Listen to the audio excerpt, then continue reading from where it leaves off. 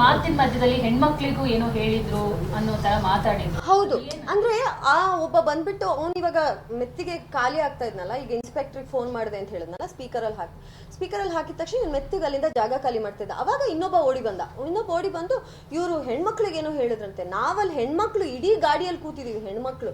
ಅದಕ್ಕೆ ನಾನ್ ಹೇಳಿದೆ, ಅಲ್ಲರಿ ನಾವು ಗಾಡಿಯಲ್ಲಿ ಹೆಣ್ಮಕ್ಳು ಕೂತಿದೀವಿ, ಇವ್ರು ಯಾಕೆ ಹೆಣ್ಮಕ್ಳ ಬಗ್ಗೆ ಮಾತಾಡ್ತಾರೆ, ಅವನ್ ಶುರು ಮಾಡ್ತಾ ಇದ್ದಾನೆ ಹೊಡಿಯಕ್ಕೆ, ಮೇಲೆ ಬೀಳ್ತಾ ಇದ್ದಾನೆ ಅಂತ ಹೇಳ್ಕೊಂಡು. ಸೊ ಅವಾಗ ನಾನ್ ಹೇಳಿದ್ದು, ಗಾಡಿಲಿ ನಾವೆಲ್ಲ ಹೆಣ್ಮಕ್ಳು ಇರ್ಬೇಕಾದ್ರೆ ಇವ್ರು ಯಾಕೆ ಹೆಣ್ಮಕ್ಳನ್ನ ನಿಂದಿಸ್ತಾರೆ ಅಲ್ವಾ, ಹೆಣ್ಮಕ್ಳಲ್ಲಿ ಇರ್ಬೇಕಲ್ವಾ ಫಸ್ಟ್ ಆಫ್ ಆಲ್. ಬರೀ ಗಂಡಸ್ರು ಸರಿ, ನಾವ್ ಹೇಳೋದು ಯಾವ ಗಂಡಸ್ರಿಗೂ ನಿಂದನೆ ಮಾಡಿಲ್ಲ ಭುವನ್ ಅವರು. ಆಕ್ಚುಲಿ ನನಗೆ ಭಯ ಇದ್ದಿದ್ದು ಏನಂದ್ರೆ ಭುವನ್ ಅವ್ರು ಇಳಿದ್ ಬಿಡ್ತಾರೆ, ಏನಾದ್ರೂ ಆಗ್ಬಿಡುತ್ತೆ ಅಂತ.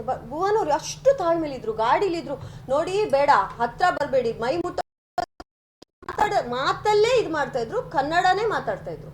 ಸೊ ಅದೇನೋ ಅವ್ರಿಗೆ ರೊಚ್ಚಿಗೆದ್ಬಿಟ್ರು, ಕನ್ನಡ ಮಾತಾಡ್ತಾ ಇದ್ದಾರೆ ಇವ್ರು, ನಮ್ಮವ್ರಲ್ಲ ಅನ್ನೋದು. ನಾವು ಇನ್ನಷ್ಟು ನಾವು ಇದ್ ಮಾಡ್ತಾ ಹೋದ್ರೆ ಅದಿನ್ನೂ ಬೇಜಾರಾಗ್ತಾ ಹೋಗುತ್ತೆ. ಯಾಕಂದ್ರೆ ನಮ್ಮ ಕರ್ನಾಟಕದಲ್ಲಿ ನಾವು ಕನ್ನಡ ಮಾತಾಡಂಗಿಲ್ವಾ ಅನ್ನೋ ರೀತಿ ಒಂದು ಹೆದರಿಕೆ ಬಂದ್ಬಿಡುತ್ತೆ. ಕನ್ನಡಿಗರಾಗಿ ನಾವು ಕನ್ನಡ ಮಾತಾಡಂಗಿಲ್ವಾ, ಬಾಯಿ ಮುಚ್ಕೊಂಡಿರ್ಬೇಕಾ.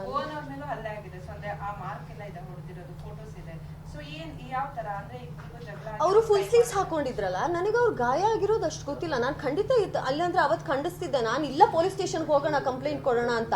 ಇವರು ನೋವಾಗಿದೆ ಇವ್ರಿಗೆ, ಇವ್ರೇನು ಹೇಳ್ಕೊಂಡಿಲ್ಲ ನನಗೆ, ಇಲ್ಲೆಲ್ಲ ಪರ್ಚಿದ್ದಾರೆ. ನನಗೆ ಆ ಚೈನ್ ಕಿತ್ತಿದ್ರಲ್ಲ, ಅದಕ್ಕೆ ಇಲ್ಲೇನೋ ಮಾರ್ಕ್ ಆಗಿದೆ ಅಂತ ನೋಡಿದ್ರೆ ಇಲ್ಲಿ ಗಾಯ ಆಗಿದೆ.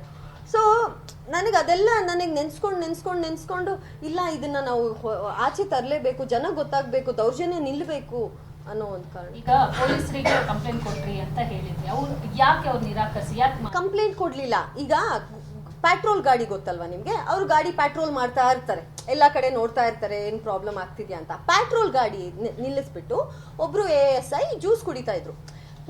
ನಾವು ಇಲ್ಲಿ ಘಟನೆ ನಡೆದಿದ್ದು ಇಲ್ಲಿ, ಇನ್ನೊಂದ್ 2-3 ಬಿಲ್ಡಿಂಗ್ ಮುಂದೆ ಹೋದ್ರೆ ಗಾಡಿ ಇತ್ತು. ಸೊ ನಾವೇ ಇವರು ಹೋಗಿ ಸರ್ ಏನಾಗಿಲ್ಲ ಹೋಗಿ ಸರ್ ಅಂತ ಕಳ್ಸಿದ್ರಲ್ಲ, ಸೊ ನಾವು ಅಲ್ಲಿಂದ ಮೂವ್ ಮಾಡಿ ಅಲ್ಲಿ ಮುಂದೆ ಗಾಡಿ ನೋಡಿದ ತಕ್ಷಣ ಭುವನ್ ಅವ್ರು ಹೇಳಿದ್ರು, ಇಲ್ಲೇ ಇದ್ದಾರೆ ಪೆಟ್ರೋಲ್, ನಾನು ಹೋಗಿ ಅವ್ರಿಗೆ ಹೇಳ್ತೀನಿ ಈ ತರ ಪ್ರಾಬ್ಲಮ್.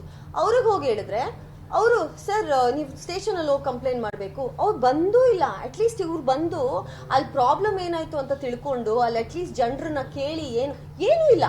ಅವ್ರ ಪಾಡಗ್ ಅವ್ರು ಜ್ಯೂಸ್ ಕುಡ್ಕೊಂಡು ಅಲ್ಲೇ ನಿಂತಿದ್ರು. ಭುವನ್ ಅವ್ರು ಆಮೇಲೆ ವಾಪಸ್ ಬಂದು, ಇಲ್ಲ ಸ್ಟೇಷನ್ಗೆ ಹೋಗ್ಬೇಕಂತೆ, ಕಂಪ್ಲೇಂಟ್ ಕೊಡ್ಬೇಕಂತೆ, ಅದು ಈ ಲಿಮಿಟ್ಸ್ಗೆ ಬರಲ್ವಂತೆ, ಆ ಲಿಮಿಟ್ಸ್ಗೆ ಬರುತ್ತೆ ಅಂತ ಇದ್ರು ಅಂತ ನಾವು ಹೇಳಿದ್ರು.